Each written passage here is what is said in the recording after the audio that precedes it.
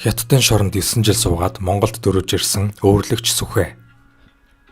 Дорнод хилийн 31-р отрядын 6-р застав хавцаа 1971 оны 2-р сард нэгэн үйл явдал өрнөжээ. Тус застав нь улсын хилээс 4 км-ийн зайд Хэрлэнговын хөвөн дээр байрлаж байв. Цагаан сарын шөнийн 4-ний өглөө Хэрлэн голын бургасан донд буун дуугарч нэгэн хээр морьтон застав руу хар хвчээрээ давхин ирсний хэрдэл зөрчигчийг цэргүүд яах ихийн завдалгүй баривчилсан байна. Тэгээд түүнээс ном дүрмийн дагуу анхны байцаалт авахад намайг скватер гэдэг 28 настай яс үндэс барга. Манай гэр хилийн цаана туяа гацааны хариат амьдрахын эрхэнд наашаа зогтож ирлээ. Би 10 жилийн өмнө 18 настай байхдаа хошууны нотонд барилтанд төрүүлж цагаан заан цол хүртээд байх үедээ элдв юм зурж ярьснаас үүдэн Маогийн эсрэг үзэлтэн болж ойршлогдсон. Тэгээд 10 жилийн ялд авч шоронд суусан. 9 жилийн ялыг яс хэдлээд жилийн өмнө шоронгоос суллагдаад гэртээ иртэл ээж маань нас орчихсон байлаа. 60 гаруй настай хөл татанг доголон эцэг төрсөн ах хоёр маань намайг угтаж авсан. Гэсэн ч надад эднэртэйгээ хамт нэг гэрт амьдрах боломж олдоогүй. Тэгээд амьдралын мөр хөөж өөрөөсөө 10 дүү охинтой гэрлэн амьдарч энэ хугацаанд нэг охинтой боллоо. Охин маань 2 сартай өчигдөр орой их баримтчилгаа явагдах сураг гарлаа. Тэгээд би залуухан хань хөөрхөн охин хоёроо орхиод арга буюу амь золбон танаа Монголд ирлээ хэмээжээ. Түүний төрсөн ах нь туяа гацаанд нарийн бичгийн дараагаар ажилладаг байж. Гэтэл их баримтчилгаа явуулах нууц шийдвэр гарч үүний дөрөвт нь Сүхбаатарын нэр бичээстэй байгааг мэдсэн ах нь найдвартай хүнээр хил хөрвүүлснээр мань нэрийнхүү амжиж гарч иржээ. Тэрбээр шинийн 3 хүртэл айл хэсч явсаар хилийн цаахан талд байдаг хотойлд хоноод шинийн 4-ний өглөө морио услан гэдэг нэрийдлэр Хэрлэн голд төхөж ирсэн байна. Тэгээд ойр хавьд нь хятадын хилийн цэрэг харагдахгүй байсан тул морины хурдаар зүгтаажээ. Гэтэл хятад цэрэг морин төөргөөн сонсмогцоо түүний хойноос хэд удаа буудаад оноогүй юм байх. Ингээд 6 дугаар заставынхын тэр даруйда отряд руугаа мэдээснээр оройхон хэрд төвөөс нах яамны тусгай албаны хурандаа жанцал балсан. Отрядын гүйцэтгэх албаны дарга гурандаа сонон нар хөрөлдсөн ирж хил зөрчигчийг байцаан шалгах ажилд орцгоожээ.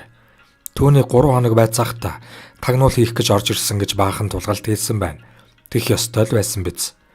Тэгээд буцааж хятадд өгнө гэж баахан айлгчээ.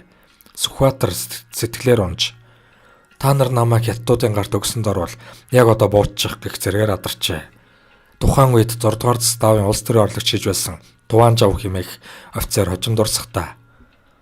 Бид хил зөрчигч Сүхбаатарын байдлыг дор өрн хурандаа нарт илтгэдэг байлаа. Бид дотроо бол энэ яагаад ч тагнуул биш гэсэн бодолтой Сүхбаатарын талд байсан. Ер нь л цэрэг аврах шиг том биетэй. Тэгээд шоронд зодуулж нүдүүлж шадлуулж байсан сорнууд бүхий л биеэр нь энт тентгүү байсан.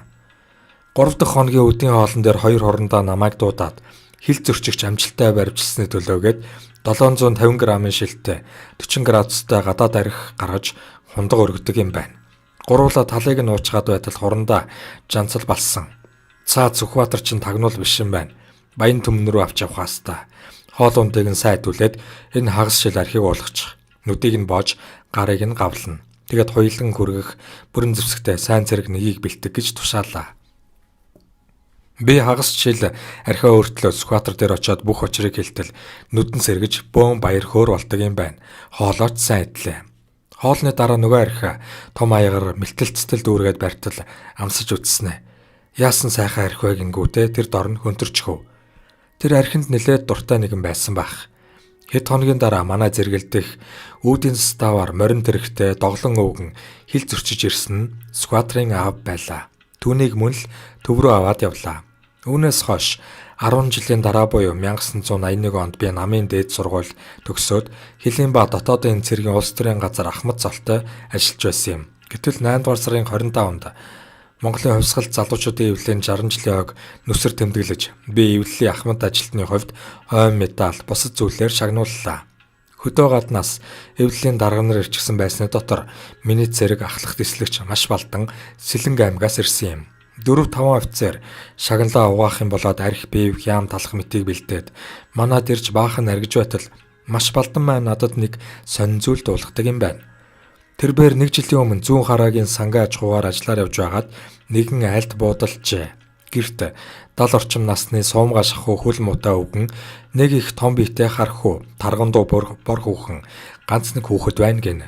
Маш балданг цэргийн хувцастай явсан болохоор маш их сонирхож Монгол архи халааж, хоол ундаар дайлж байх зураа. Туваанчав гэдэг дарга хаана яваа болгож намайг сураглаад өөрийнхөө амьдралын талаар нин уугүй ярьжээ. Сүхбаатар хаантайгаа хамтаа нутаг заагдан сангийн аж ахуйд мал маллаад нэг дагуур хүүхэдтэй Монгол авгаатай гэр бүл болчихсон бод хийтэл амьдарч явааг би сонсоод чухмал түүнтэй уулзах юмсан гэж туйлын ихээр бодсон боловч ажил төрөл гэсээр жил гаруй хугацааг ардаа орхив. Зүүн хараа руу ажиллаар явах талимда шууд Сүхбаатарыг сургуулав.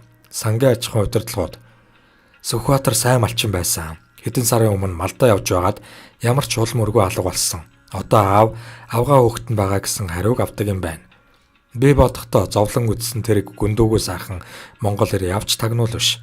Харин хятадын аюулаас хамгаалахын урт гартнуудад хорлогдсон болов уу гэсэн хувийн дүгнэлт тавьдаг юм.